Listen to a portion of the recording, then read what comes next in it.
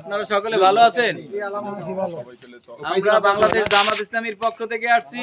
আমাদের প্রার্থী কামরুল ইসলাম খান সাহেব, আমাদের মার্কা দাড়িপাল্লা। ইনশাআল্লাহ আপনারা সকলে ন্যায় ইনসাফের প্রতীকে ভোট দেবেন, আর একটা ভোট দেবেন হা প্রতীকে। আমরা যে বাংলাদেশি স্বাধীন বাংলাদেশে বাস করতে আছি, এজন্য আপনারা হা প্রতীকে ভোট দেবেন ইনশাআল্লাহ। দাড়িপাল্লা ভোট দেবেন। হাতে ভোট দিলে 11টা পয়েন্ট আছে।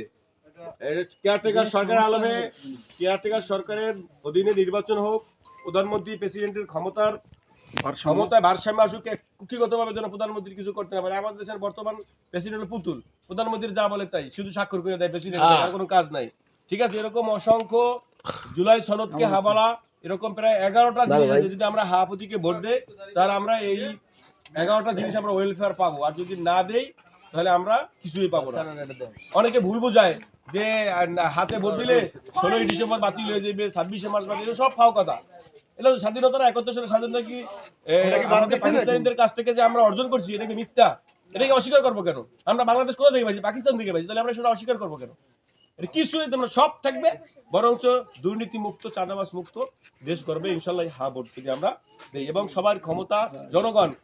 একটা সংবিধানের কোনো জিনিস পরিবর্তন করা লাগবে, জনগণের কাছে জিজ্ঞেস করতে হবে যে এটা কি পরিবর্তন হবে কি হবে না। জনগণ যদি বলে হবে হবে, জনগণ যদি বলে না না, হ্যাঁ এবং না ভোটের মাধ্যমে পরিবর্তন করতে হবে। সংসদে কইবে যে এটা পরিবর্তনশীল, ওকে পাস, তা হবে না।